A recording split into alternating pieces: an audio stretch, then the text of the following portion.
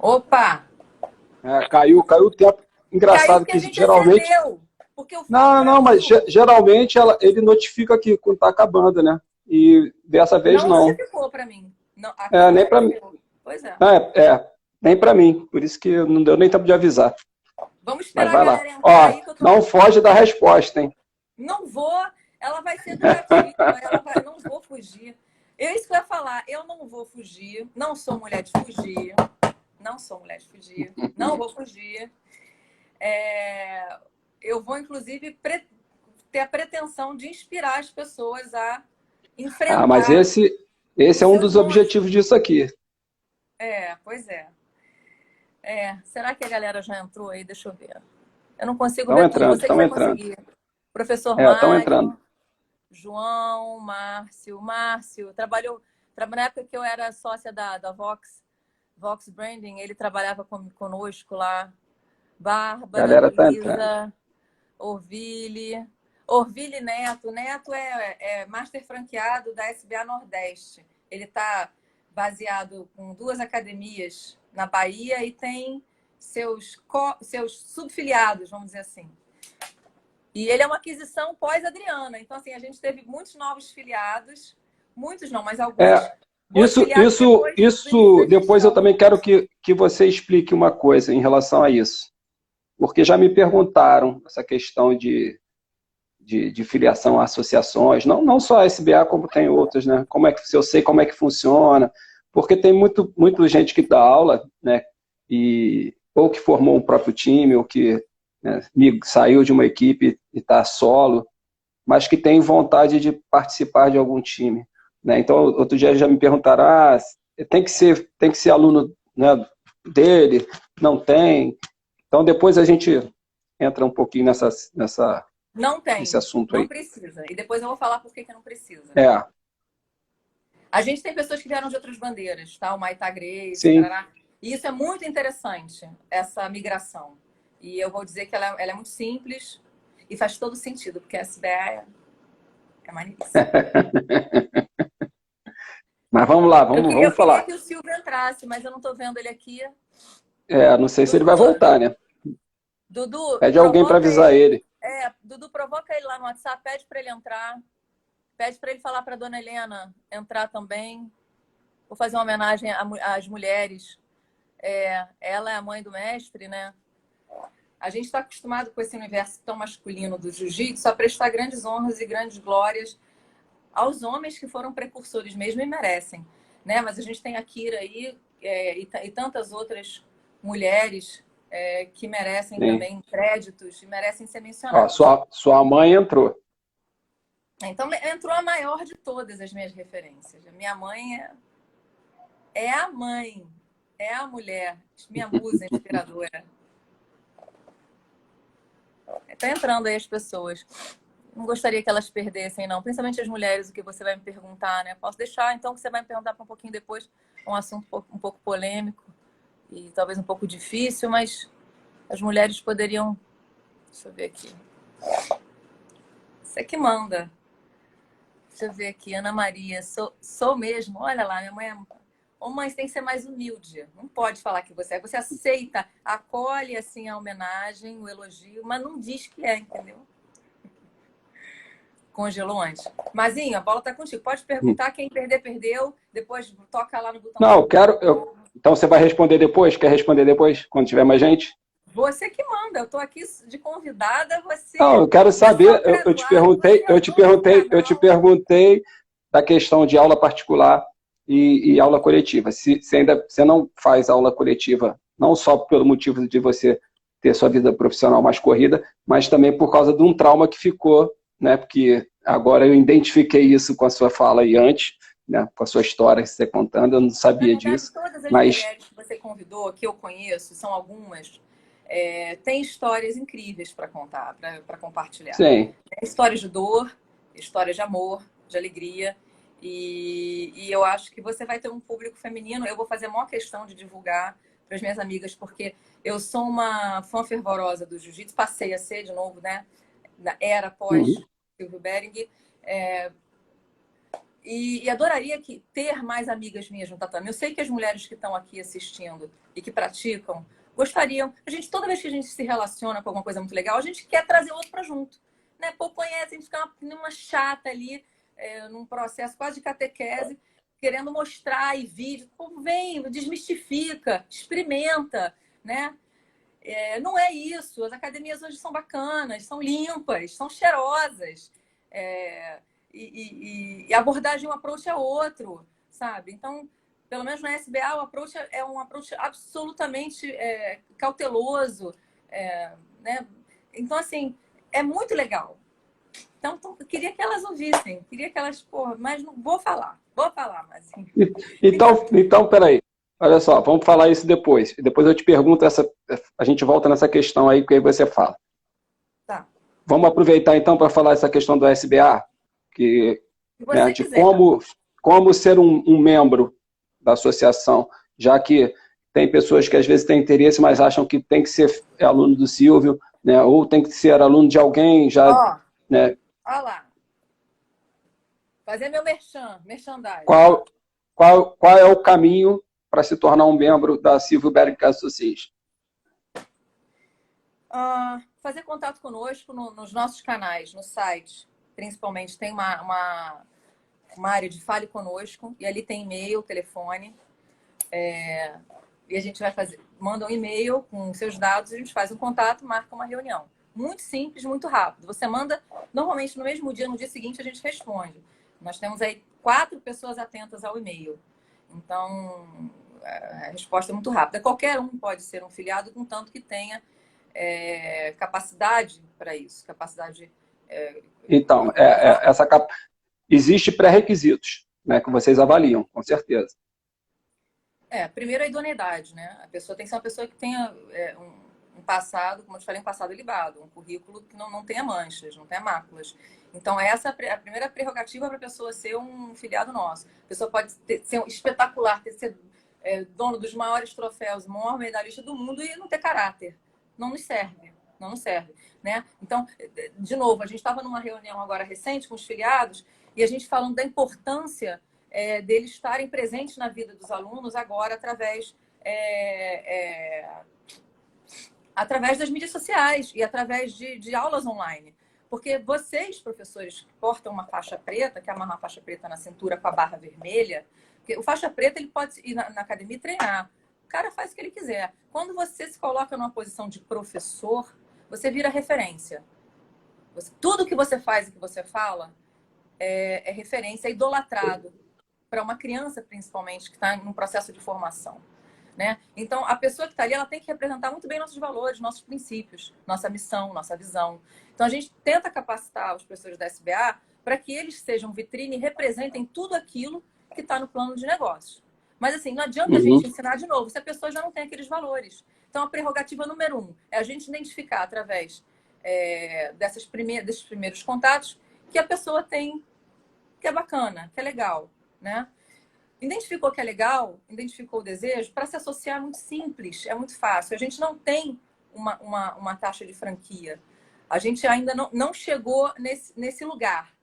E é de propósito, é estratégico. Então, dada assim, as taxas que são bastante onerosas de outras grandes academias, a SBA ela vira uma opção muito acessível. Hoje em dia, a gente está numa mensalidade muito em conta, é quase um presente de R$150 por mês para você ser um afiliado e receber todo o background, todo o suporte que a equipe executiva dá para esse filiado. Ela instrumentaliza através de todos os seus manuais, manual de normas e procedimentos, manual de uso da marca, né? A gente desenvolveu um novo branding, o manual do sistema progressivo de Jiu-Jitsu, que foi um sistema criado pelo mestre Silvio Bering, e é um sistema diferente.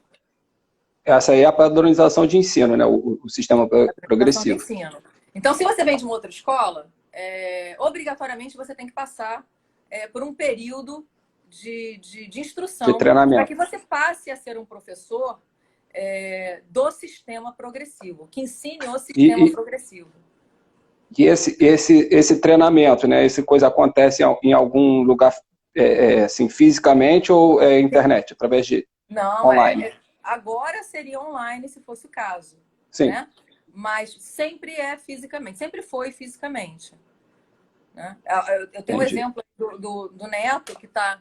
O Neto está até aqui, eu não consigo enxergar, que eu tô velha e meu Bom, o óculos não Silvio tá. entrou. Silvio está aí. Tô vendo ele aí. É, eu até perdi o que eu estava falando. Que era fisicamente ou Sim, que já sempre foi fisicamente, né? O Silvio tem uma frase que ele repete constantemente, que é: o professor bom bota a mão no bom sentido tem. no aluno. Né? Ninguém dá aula à distância. Você tem que corrigir, é o detalhe da pegada, é o detalhe do dedinho aonde vai. E eu vejo isso ser replicado, por exemplo, pelo meu professor. O Mário é um professor extremamente detalhista. Ele ajusta seu dedo 1 centímetro para o lugar certo. Eu falo, pô, faz diferença? Ele fala, vem cá, Adriana, deixa eu te mostrar se não faz diferença. 1 centímetro. Ou virar um pouquinho para cá, ou virar um pouquinho para lá. E faz toda a diferença. E Deus mora nos detalhes, né? Eu acho que Uhum. quando chega num determinado nível, e é assim com os grandes corredores, os grandes velocistas de curta distância, os nadadores, enfim, todo grande atleta de ponta, você briga por milésimos de segundos, você sabe disso. Então, você tem que se atentar a todos os detalhes.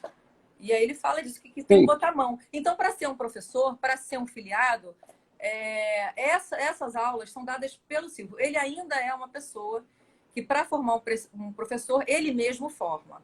Mas a gente está no processo de capacitação de professores que já têm anos dentro do sistema progressivo, que vão começar a fazer esse trabalho, porque, afinal de contas, a gente está crescendo e a gente está capilarizando, né? A gente tem unidades, dezenas de unidades no Brasil, dezenas de unidades fora do Brasil. A gente está presente aí em 4 continentes. Então, a ideia é aumentar e fincar a bandeira em países que ainda são virgens de Silvio Bering Association. E, então, para isso, a gente tem que dar autonomia. Né? A gente tem que com certeza. desvincular um pouco o Silvio dessa coisa do dia a dia. E outra coisa que já me perguntaram também, se existe um padrão da academia, né? Tipo, tem que ser tatame, porque tem padronizações de algumas equipes, né? Que é o tatame é da cor X, tem que ter o quadro assim, tem que ter, entendeu? Tem nada disso. Mazinho, a gente está desenvolvendo agora um manual chamado Book de Ambientação / Tematização. O que é isso? Isso seria exatamente o trabalho que um arquiteto, um decorador faria e fará para colocar um estabelecimento comercial do tamanho que for, pode ser um fundo de garagem, pode ser um lugar de 100, 200, 500, 1.000 metros quadrados, não importa. Né? A gente tem ali o branding, que vai estar ditando qual é a cor que vai estar presente, qual é a textura, quais são os acabamentos, todo o material de sinalização interna e externa, aonde são, quais são, de que é feito, com o nome dos materiais, com 3D dos materiais. Então, assim, a gente está formulando ainda, e a gente vai ter Tá aí nesse processo, né? a gente já está colocando em prática com o Pedro Palermo, que é um professor nosso do Sul. Ele tá com alugou uma academia bem bacana, só dele, né? Ele era sócio de um outro filiado nosso. Eles se apartaram com toda civilidade, mas enfim, então seguiram caminhos diferentes. E a gente ele está sendo o nosso primeiro, ele vai ser o nosso primeiro modelo, né, de padronização. Sim. Então, todos os avisos, a gente tem um quadro de avisos de procedimentos que você tem que adotar antes de você adentrar a área do dojo, né? Tanto de higiene quanto de comportamento, respeitando as tradições. A gente tem sinalização de banheiro, porta de banheiro, de Wi-Fi, todos esses cuidados que a gente vê muito no comércio americano, né? Que são os pais do marketing, né? A gente vai replicar para poder padronizar em algum determinado momento as academias. A gente hoje em dia respeita a identidade visual, a identidade corporativa que os nossos filiados já construíram, e a gente faz aí uma coexistência entre o branding da SBA com o branding do afiliado. Então, é um equilíbrio ali. A gente consegue fazer com que essas duas identidades convivam bem em qualquer material, inclusive no kimono. Então, todas as áreas para onde você for olhar, a ideia é você ver o casamento das duas logomarcas, tanto nas mídias sociais, nos layouts de mídia social, quanto em qualquer lugar onde você veja um filiado nosso, você vai ver a SBA. A logo, esse é outro fato também que é legal de explicar. Assim, a logo, a pessoa às vezes ela já tem a logo dela, né? ela não é obrigada a deixar de usar para usar a da SBA, ela vai usar em conjunto. É Sim, isso? isso, exato. Essa convivência das duas logomarcas, essa convivência harmoniosa que o Dudu, o Eduardo Escobar, estuda.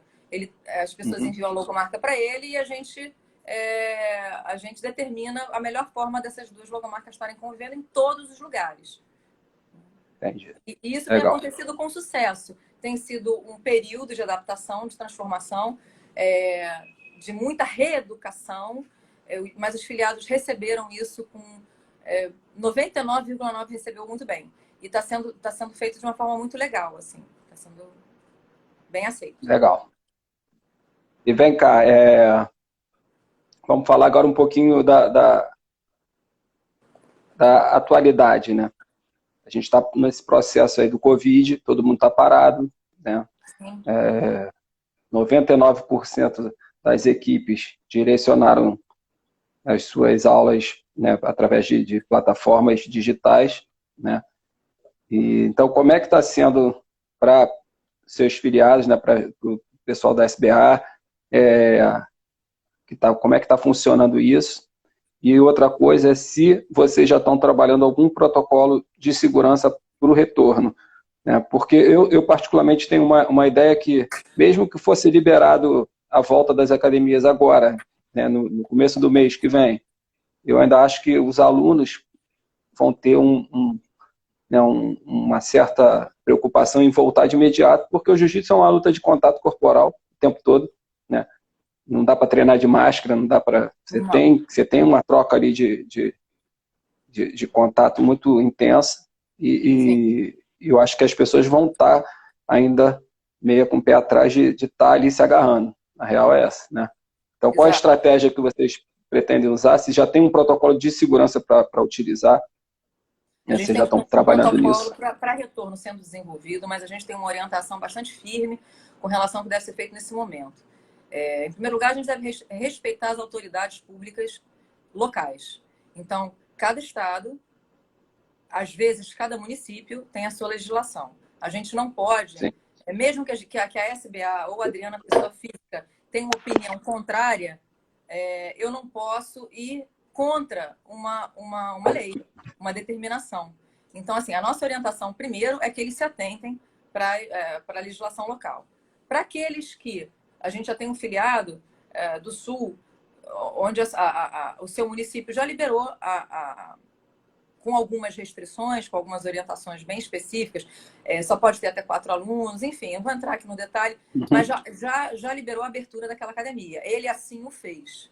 Eu acho que a gente tem sim, para esse filiado já um protocolo, e ele é um filiado referência nosso, inclusive eu tenho que mencionar aqui, são os Ferreira Bering do Sul, o Cássio e o Douglas, que têm produzido materiais assim, de ponta, extremamente profissionais, e tem tido a generosidade de compartilhar esses materiais com todos os nossos filiados. Então, eles têm um arsenal de vídeos produzidos com uma qualidade profissional, tanto de visual quanto didática, e está salvando muitos alunos e muitos professores, essa é a palavra. Então, muito obrigada. E fica meu registro, não sei nem se eles estão aqui, mas fica aqui meu registro, porque eles merecem, são muito capacitados. Então, eles voltaram, tá? Dentro do que a lei mandou, tomando os cuidados que a SBA orienta que se tome e o que as autoridades públicas e privadas também orientam. Então, esse é o nosso posicionamento no momento. Acompanhar a evolução, e assim que a gente tiver um protocolo unânime, federal, com determinações, a gente vai colocar a nossa orientação oficialmente para os nossos filiados. No momento preserve-se. Né? Seja responsável. Entendi. Mas vocês estão... Mas claro que existe um protocolo básico para agora, para um momento onde ainda permanece tudo fechado. Mas quando for liberado a nível federal, a gente vai ter um comunicado único que serve a todos. Eu não vou ficar fazendo orientações individualizadas. Entendeu? Mas vocês estão trabalhando nesse sentido, com uma orientação de um médico ou de um infectologista, uma coisa assim, um cara mais especializado no assunto? Não, uma pessoa não. A gente trabalha com organizações, a gente trabalha com instituições públicas, com Entendi. né, pessoas que possam, de uma forma legal, que tenha, obviamente, competências, né? Eu imagino que alguns órgãos mais, outros menos, mas existem órgãos competentes e eles são autoridades Sim. no assunto. A gente tem que entender que a gente tem autoridades, né? Não dá para eu ir contra, ser leviana de ir contra determinadas autoridades. A gente tem as autoridades, a gente respeita. A Adriana, pessoa física, tem alguns senões com relação a alguns procedimentos. Mas eu vou me abster de falar aqui, Mazinho. Não é porque eu não tenho coragem de falar, não, porque eu falarei para você. Mas é porque eu aqui estou como Adriana, pessoa física, mãe, mulher, protagonista de uma vida individual, mas também estou aqui como gestora da SBA. Tem muitos filiados me assistindo, tem alunos. Então, exatamente pelo senso de responsabilidade, eu não posso falar qualquer coisa, né? Se todo mundo se comportasse Com assim, certeza. o mundo seria melhor. A gente dá mais bons exemplos. Com certeza. Mas entra, Mazinho, você quer saber? Eu quero saber. No meu coração e no meu cérebro. Vamos lá. Responde agora, então. Faz a questão da aula particular. Aula particular. De novo. Hein? Por que eu faço aula particular? Não é porque você faz aula particular. É o porquê que você preferiu a aula particular, apesar da sua vida, né, atribulada, do que a aula coletiva. Porque depois que você me contou a história no início da live, que teve um trauma, isso já ficou mais claro para mim o motivo. Né? Que eu acho que ainda existe esse trauma. Não chega a ser um trauma, porque não me paralisa. Né? Eu tô sim. tomando... mas ficou... Mas também não deixa de ser não é um trauma que vai te tirar de fazer uma atividade dessa, mas é um trauma ainda assim de ter um certo receio de acontecer novamente.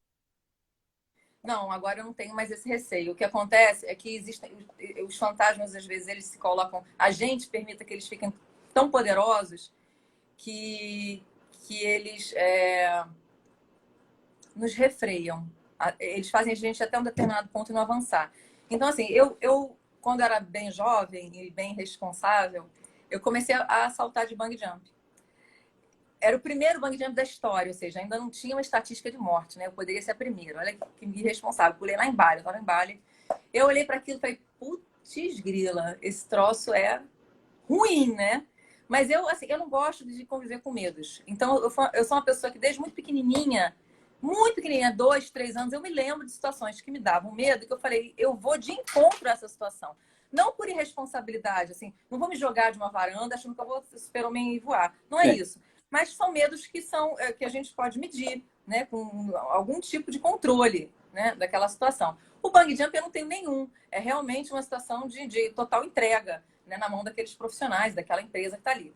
Mas assim, eu sempre fui de encontro. Eu falei, gente, eu vou saltar desse negócio, né?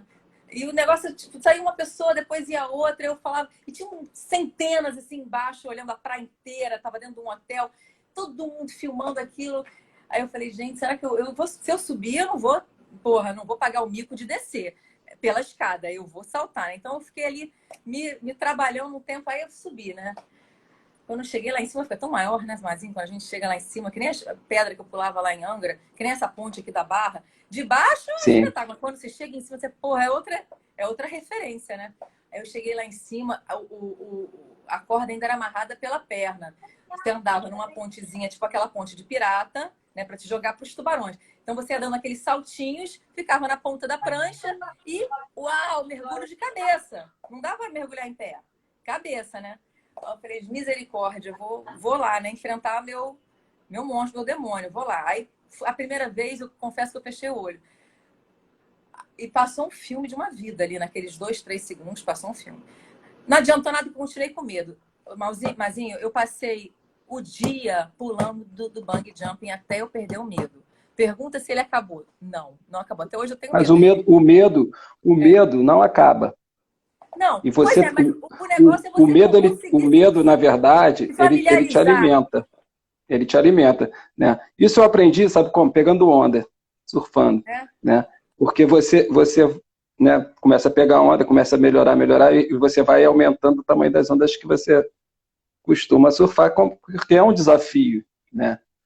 E quando o mar está realmente grande, né, que você pô, vou cair, entra, que você senta lá fora e vem aquela primeira série de onda, que você fala assim, pô, o que eu estou fazendo Tomar na aqui? cabeça, hein, né? É uma adrenalina Querendo ou não. absurda, realmente o medo, você tem o medo, mas quando você entra na onda que você começa, é instantâneo, né? Acabou o medo, e aí você passa a curtir aquilo ali, né? Então, assim, Pois é, mas o eu medo, até hoje, ele esse que é o ponto para mim, mas desculpa te interromper, que é curioso. Tem coisas que eu enfrento e repito na intenção de elas se tornarem ou alguma coisa que não me coloque tanto medo assim, ou se tornem prazerosas, né? Então, o bungee jumping tá na caixinha dos medos que eu ainda não superei, embora eu enfrente eles sistematicamente. Eu já pulei de inúmeros bungee jumps no mundo.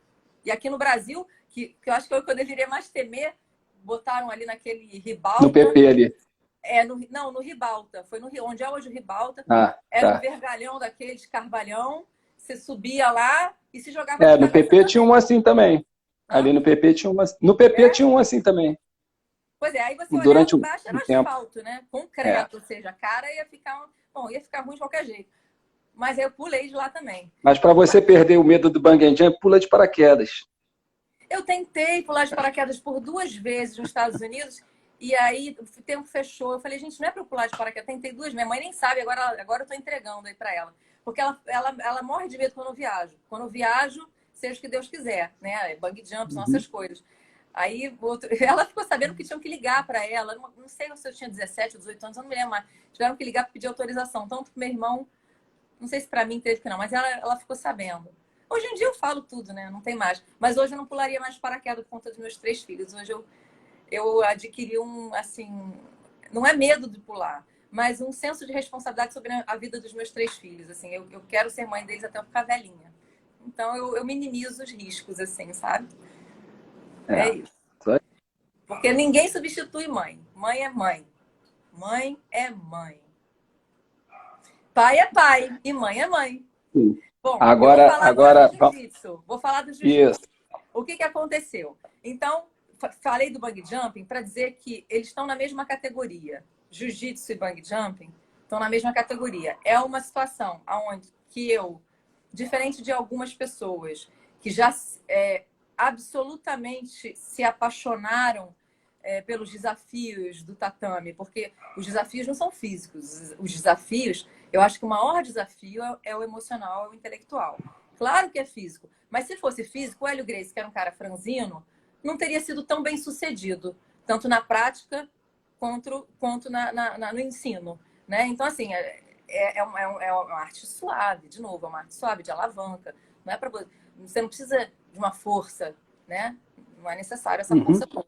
Claro, você sendo forte, legal, mas não é a prerrogativa, o princípio. Mas aí o que acontece? Eles estão na mesma caixinha. Então eu voltei para o Mário, conversei. O Mário é um cara que tem um nível intelectual muito legal, uma pessoa sensível, espiritualizada. E aí eu fui criteriosa de escolher. Claro, ele está do lado da minha casa. Graças a Deus, agora eu tive sorte, não tive azar. Ele mora muito perto de mim. Então, assim, a academia dele eu vou em 5 minutos.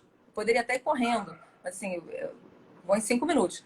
E aí eu falei, Mário, eu contei para ele um pouco do que eu vou contar para vocês e falei, eu quero fazer aula coletiva, porque eu adoro o coletivo, eu gosto de pessoa. Os alunos dele são incríveis. Tem o Felipe, que é um aluno dele, que é um cara de um grau de superação, um vencedor, que eu espero que um dia ele queira treinar comigo. Ele até falou que quer já. Vou aceitar, ele é faixa roxa. Ele não tem uma perna e é um cara o perninha. É o perninha.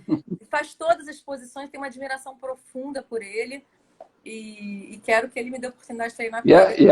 E é uma fera mesmo. Treinei com ele. Outro dia eu fui lá num sábado dar um treininho. E ele vem para dentro mesmo. Não tem com essa, não. E o Mário é tão bom que ele arruma formas da pessoa treinar mesmo com algumas faltas, sabe? Então eu sei que ele vai conseguir fazer isso comigo. E a minha falta, o meu defeito, ele é emocional. Então, assim, eu quando tive essa experiência lá com esse primeiro professor, onde eu me contundi, rompi todos os ligamentos do joelho, perdi o menisco, uma parte do menisco, etc, etc, etc, e não quis mais regressar, eu fui assediada no tatame. Esse é um outro ponto que eu também ia tocar. Vamos lá, fala aí. Eu fui assediada no tatame. E assim, é um lugar que é um santuário para mim. Deveria ser tratado dessa forma. Por isso que a gente pede para não falar, não mascar chicletes, né? Porque é um santuário, é um lugar sagrado, é solo Mas sagrado. isso foi no mesmo lugar onde você se No mesmo machucou, que você está lugar, falando? com o mesmo professor. Com o mesmo professor. E eu estou falando isso assim publicamente pela primeira vez, porque se eu tivesse falado isso naquela época para o meu ex-marido, imagina.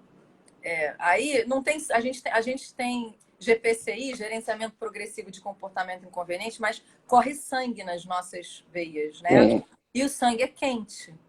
Sangue frio é só coisa de russo. Russo, eles têm sangue mais frio que o nosso. Mas assim, sangue quente. Aí não teria como fugir de uma tragédia. Foi muito ruim. Muito ruim. E aí, é uma pessoa que eu acreditei confiança, chamava de mestre equivocadamente, porque hoje, né, há um tempo eu já sei o lugar do mestre, mestre é mestre, professor é professor, instrutor é instrutor. Mas vira, isso que eu falo, a responsabilidade que importa uma faixa preta é muito grande, porque vira sua referência, vira alguém que você, querendo ou não, você não idolatra, mas é uma referência para você naquele esporte, né? E aí foi muito ruim, foi uma desconstrução de tudo. Eu sou uma pessoa muito crente, muito crédula no ser humano. Comecei a ficar uma pessoa desconfiada. Quer dizer, ele mexeu com estruturas minhas que eram muito preservadas, entendeu? E foi difícil de reconquistar isso um pouco, sabe? Então, o trabalho que eu vou voltar a fazer assim que acabar essa pandemia, que os protocolos estiverem todos na mesa aí, que a gente voltar à nossa aula particular, é trabalhar o emocional. Porque, assim, um pouco do que a gente já treinou juntos, o trabalho que a gente já desenvolveu juntos, eu tenho muitos atributos, por conta da minha idade, por conta da maturidade, que vão beneficiar a aplicação da técnica. Diferentemente de quem começa muito jovem, que é irresponsável, que é porradeiro, ou não, ou que tem muita vergonha, ou que tem muitas questões emocionais e questões até psicológicas e tal. Não tem esse estofo. Então, você aprende ao longo de uma trajetória de vitórias e derrotas, e de erros e de acertos, e de repetições e de treinos. Eu, foi ao contrário, tive uma escola de vida, de muitos massacres, de muitas traições, de muitos altos e baixos. A sua maturidade já faz você conseguir ter uma leitura diferenciada do que é o jiu-jitsu, não só a luta, né? O jiu-jitsu como aquela um todo. formação, aquela euforia, aquela agressividade, que talvez fosse natural, para mim não vai ser assim. Eu vou entrar, eu imagino que se eu fosse entrar no campeonato, eu falei para o Mário que a gente vai, ano que vem, nós dois vamos nos inscrever juntos, vamos no mesmo carro, eu vou fazer pompom para a luta dele, ele vai fazer para a minha, entendeu? E vamos competir ano que vem. Porque esse é um assunto assim, muito, muito importante de se falar, porque é uma coisa que ainda acontece bastante, né? E deu uma travada aqui, ó. Você me ouviu? Não, tu deu uma travada. Estava pausado porque deu má qualidade de conexão. Então, eu estou falando que esse assunto é um assunto muito importante, porque é uma coisa que ainda acontece, né? Ainda acontece em muitos lugares, né? Eu falei isso também na live passada, eu tive uma aluna que, antes dela entrar na academia... Não sei se você está me vendo, me ouvindo, se alguém está vendo, ouvindo, mas estava congelado para mim. Bom, agora voltou. Vai lá. Eu tô te vendo e estou te ouvindo agora. Mete bronca aí. Então, eu tive uma aluna que, antes dela entrar na academia, ela me visitou umas 6 vezes. Ela ia lá, né, se apresentou, sentava, assistia o treino, assistia a aula e ia embora, né? E eu deixei, assim, lógico, na primeira vez eu falei, quer treinar, quer fazer uma aula experimental, aquela coisa toda. Ela, não, só quero assistir. Mas como ela ia sempre, eu também deixava ela lá assistir o treino à vontade, tranquilo, e conversava coisas que não tinha nada a ver com jiu-jitsu, aleatório. Até que chegou um dia que ela chegou de kimono, né? Ela falou, resolvi entrar. Eu falei, legal, então vamos começar. E aí fez a primeira semana de aula, e teve um dia de aula que ela ainda não rolava, né? Porque estava iniciando, não tinha ainda. Então chegou na hora do rola, eu sentei assim, e ela sentou do meu lado. E aí foi a oportunidade que eu precisava para conversar, assim, né? E eu falei, e aí, por que tu se decidiu só agora, né? Você tinha alguma né, questão, assim, que achava que não ia, porque lá, no caso, nessa academia onde eu dava aula, só tinha homem, não, tinha uma menina só, que já era mais graduada, assim, já era competidora, lutava pra cacete. Aí ela falou assim, não, é porque eu tive uma experiência muito ruim. Eu já treinei em um lugar, nunca saí da faixa branca, mas eu tive uma experiência muito ruim. E se abriu ali, contou o que aconteceu, né? E ela falou, então eu precisava vir aqui mais vezes e assistir para ter certeza que eu não ia ter a mesma experiência. E realmente você me passou uma confiança, né, no seu modo de dar aula, no seu modo de interagir com os alunos. Ela estava ali te estudando, né, Mazinho? Sim, que eu me senti confiança. E entrou. Então, é uma coisa que acontece ainda, né? A gente não pode mascarar isso, né? Realmente a gente sabe que tem. O jiu-jitsu realmente é um esporte que tem um contato muito forte. E as posições são. Né, uma mulher botar um homem dentro da guarda é complicado, né? Teoricamente. Existem posições de encaixe que remetem a posições sexuais. Não adianta a gente querer ser hipócrita e não falar sobre isso. Sim, existe sim. Mas assim, quem treina com seriedade sabe que quando você ingressa no tatame, você tem. Seu pensamento não sai do que você precisa fazer ali. Isso. E mais do que isso, eu acho que é realmente... Você não consegue, porque senão você não treina. Você não treina. Mas mais que isso, eu acho que é a postura do professor em relação aos seus alunos, e ao que ele fala, e ao que ele ensina, e ao que ele educa. Porque a gente educa, né? Por mais que não seja uma escola, né? Que nem eu trabalho na escola, com jiu-jitsu na escola, e aí o foco é educacional mesmo, mas na academia já é uma coisa que não é tão, né, voltado para isso, mas você acaba que você... E se você consegue formar essa coisa, não tem cunho sexual nenhum. Você pode botar homem com mulher treinando que não vai ter. A primeiro momento que acontecer, se o professor percebeu e chamou aquele cara ali, chamou atenção, chamou e, ó, meu irmão, desse jeito, acaba. Não dá oportunidade das coisas acontecerem, né? Mas quando o professor já tem uma outra tendência, né, uma outra, onde parte dele isso, aí é complicado, né? Porque por mais que a gente não queira, você é o espelho para o teu aluno em muitas coisas, né? Muitas coisas. E quem trabalha com criança, mais ainda, né? Porque a criança, ela se espelha o tempo todo. Então, é uma responsabilidade muito grande, né? Para quem dá aula e para quem realmente quer ser professor, saber se comportar, saber ter essa postura, né? E eu vejo que hoje o jiu-jitsu feminino está crescendo bastante, né? Mas que ainda tem muito receio nessa questão por parte das mulheres e por parte dos homens, né, que são maridos, que são namorados, que são... Né, tem filhas, né? Que as filhas vão para a área do Ju também. Pois é.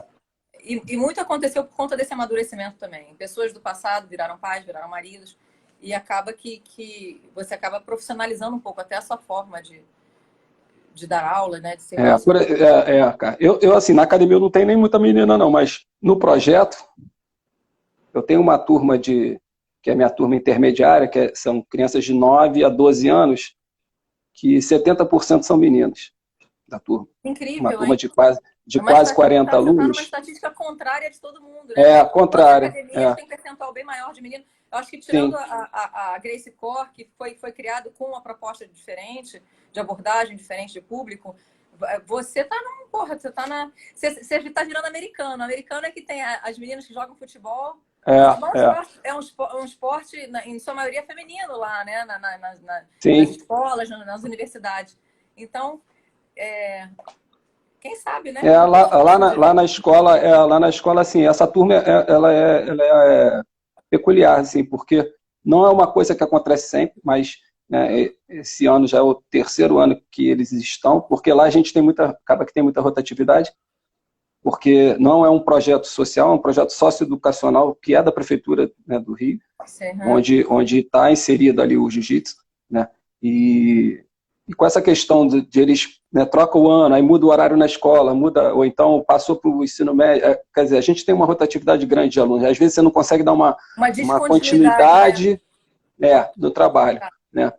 Às vezes, assim, até uma coisa assim, às vezes eu tenho muito talento, né? Você descobre muito talento no projeto. E se você não oportunizar eles dentro de uma academia, no caso ali, a minha academia, ou de algum amigo que queira, né? Porque a maioria também não tem condição de pagar, porque moram em comunidades, né, de baixa renda e não tem como pagar uma mensalidade de 100, 150 reais. E, então, ele acaba que aquele talento ali se perde, né? E Olha, essa me veio turma... aqui uma ideia interessante para Hum, período pós-pandêmico, pós-pandemia, quando as crianças voltarem, regressarem, né, para as uhum, escolas. O seu projeto social é um projeto muito legal. Eu acho incrível que eu vejo que pessoas que teriam muita capacidade financeira, inclusive de tempo, para se doar e implementar, ou pelo menos investir num projeto desse, não rebolam, não fazem muita coisa. E aquelas pessoas que têm uma vida atribulada, têm filhos para criar, ou, né, enfim, já estão comprometidas com uma série de outras atividades, elas se predispõem, ou às vezes têm muito menos poder financeiro, elas se sim. doam muito mais, né? Então, eu vi aqui uma ideia para as mulheres, ou homens que estiverem assistindo, mas tem pessoas que já estão engajadas socialmente em algum projeto. Eu sei que a Bárbara é uma pessoa que te estende muito as mãos em determinados A momentos. Bárbara é uma parceira minha, pô, que assim, eu estou nesse projeto, Adriana, há 14 anos, né? Há 14 anos eu dou aula no Rio Coisa das é Pedras, na comunidade incrível, de Rio assim, das Pedras. a vida longa do seu projeto é uma coisa que tem que ser reverenciada, tem que ser aplaudida, Mas é porque as pessoas engraçado, são né, cara? muito inconsistentes, é duro um projeto social, é difícil, é doação, é Não, cara, ralação, e é o pior que crítica, isso, não é é isso, cara, é um estupro, projeto é assalto, é bala que é, perdida, né? Que essas é crianças um são submetidas projeto, a isso. é um projeto que é de uma instituição, né, governamental, que é a prefeitura, porque é um projeto de dentro da Secretaria de Educação, onde não tem visibilidade, né? Por eles mesmos, eles não dão visibilidade, e o apoio que se tem é muito pouco, em termos de verbas destinadas para o projeto, para isso é muito pouco, entendeu? E a gente praticamente se doa mesmo ali, porque todos os professores que trabalham ali estendem as suas academias, os seus clubes onde trabalham, para aquelas crianças que elas possam se desenvolver quando eles saiam dali ou quando eles queiram. Realmente, tem crianças que têm aptidão, que podem se tornar grandes atletas e mudarem suas vidas. Na real é essa, que eles mudam a vida através do esporte. Então lá a gente tem exemplos de meninos, né, e meninas que saíram para o judô, para o jiu-jitsu, para a ginástica olímpica e se tornaram grandes atletas, né? Eu tenho um aluno que começou comigo com 7 anos de idade, hoje está com 20, né? Foi campeão estadual, foi campeão pan-americano, ele faz judô também, foi campeão brasileiro de judô, né? Mas assim, eu acho que é o que eu falo, a grande vitória para mim, né, como professor, é ver o homem que ele se tornou hoje com 20 anos, né? Porque ele hoje não mora mais na comunidade, ele tem um irmão mais velho, uns 7 anos mais velho que ele, então hoje ele faz engenharia química na UERJ. Que legal, que já vitória. já está já tá trabalhando, né, com isso nos estágios que tem que né, fazer por causa da faculdade, mas já ganha alguma coisa e conseguiu tirar a mãe de dentro da comunidade, já moram É num incrível, lugar melhor, muito entendeu? legal, Então muito isso legal. é o resultado legal que a gente vê, né? E todas as oportunidades que ele teve foi através daquilo ali. A gente conseguiu, como professor, bolsa de estudo para ele num colégio melhor, para ele poder ter uma formação melhor e conseguir chegar na faculdade que ele está, né? Quando ele ia competir as viagens, muitas vezes a gente fazia, né, uma vaquinha ali para custear. Então a gente vai, né, trabalhando e vai tentando dar oportunidade a eles. E o governo que teria que estar fazendo isso não está nem aí, entendeu? Mas também ficar esperando sentado, cair no colo, não dá, né? Eu Então a espero que gente tem que se mexer. esse projeto de instituir o jiu-jitsu nas escolas públicas, né, no ensino fundamental, ele vire realidade em algum momento, né? A gente sabe que existe um grande interesse, existe já existe, a estrada já está, o início da estrada já está pavimentado para que isso venha acontecer. O que a gente tem que cobrar como cidadão é que agora eles realizem o mínimo da construção que já foi feita. Eu vou te falar uma coisa, Adriana, eu não acredito nisso, infelizmente. Porque não está fundamentado, não está fundamentado. O grande problema do projeto não é que o projeto não vai funcionar, mas ele não está fundamentado para ser o que seria proposto para ele, entendeu? Exatamente. Não tá. Então, assim, mas isso, então, esse é o problema. A abertura para a institucionalização de um projeto estruturado, fundamentado, etc., existe. Existe o desejo, a boa vontade, né? E publicamente. Então, assim, agora eu acho que ano que vem, talvez, a gente possa ter alguma surpresa positiva nesse sentido. Vamos ver. Estou torcendo, né? Tomara. Você sabe mais que eu. Vai dar emprego para muitos professores. Sim. E vai poder brigar com essa luta. Mas, cara, uma outra coisa que eu falo em relação a isso, e isso uma conversa que eu já tive com o Silvio bastante vezes, assim, que o professor também tem que ter consciência e se capacitar para isso. A gente ainda tem uma mão de obra carente quando se fala em esporte educacional. Não estou nem só falando de jiu-jitsu, não. Mas de tudo. A gente formou um conselho de mestres com expertises são pessoas renomadas, né? Pessoas que têm um expertise já bastante reconhecido, né, publicamente, formando um conselho que vai exatamente ser o precursor, vai ditar todas as regras desse ensinamento, né, desse aprendizado, dessa capacitação profissional desses professores. Cada um tem uma escola, cada um tem uma cultura, cada um tem o seu cada um. Mas o que eu falo é em cima não é nem da questão do jiu-jitsu em si, não. Da questão acadêmica mesmo. Muitos professores de jiu-jitsu, na sua grande maioria, ela não tem uma formação acadêmica, né? E quando você vai trabalhar dentro da escola, eu falo de experiência própria, porque apesar de eu ser formado, né, em educação física, quando eu fui trabalhar nesse projeto, eu nunca tinha dado aula com um objetivo educacional, né, de estar dentro de um processo de ensino-aprendizado, né? Então, quando eu entrei nesse projeto, eu não entrei dando aula de jiu-jitsu, eu entrei dando aula de judô, substituindo um professor de judô. Não tinha o jiu-jitsu no projeto. Judô, não? Eu fiz, não sou faixa preta de judô, mas não... Mas tem a... porque é uma coisa mais básica, então era tranquilo. Até porque no jiu-jitsu tem todas as quedas do judô também, né? Então, você consegue fazer o trabalho. Então, eu entrei como professor de judô. E no decorrer do ano, foi em 2006 isso. No decorrer de 2006, eu fui na direção do projeto e falei assim, o que eu preciso fazer para implantar o jiu-jitsu aqui? E aí a diretora, na época, me falou assim, você tem que fazer um projeto pedagógico, mostrando o que o jiu-jitsu vai influenciar no desenvolvimento dos alunos, né, dentro de sala de aula.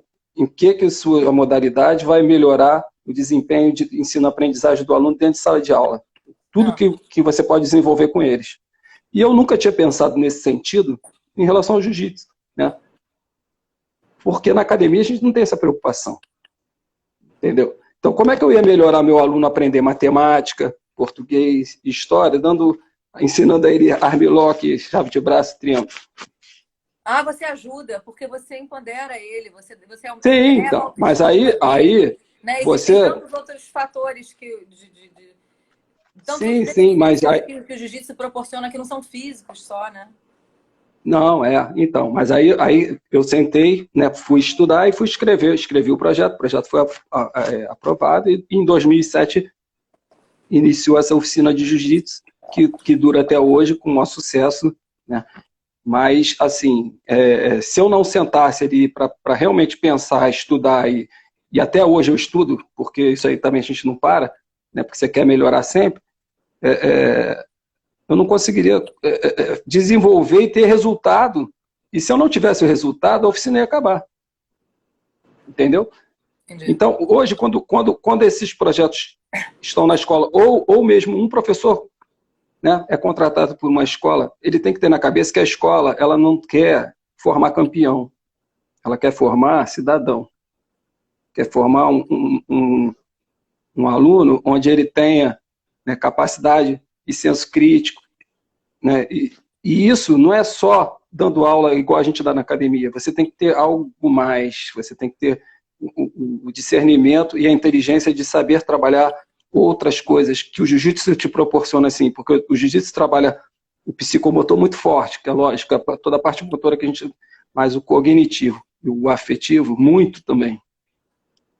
Só que você tem que saber fazer. Como é que você vai fazer isso? Você tem que saber fazer. Então, quando eu criei esse curso que eu estou dando de capacitação para professores trabalhar em escola, e na época que eu comecei a pensar Esse é nesse o curso curso... que o Mário está frequentando? O Mário fez, né? Ele Então, gostou muito.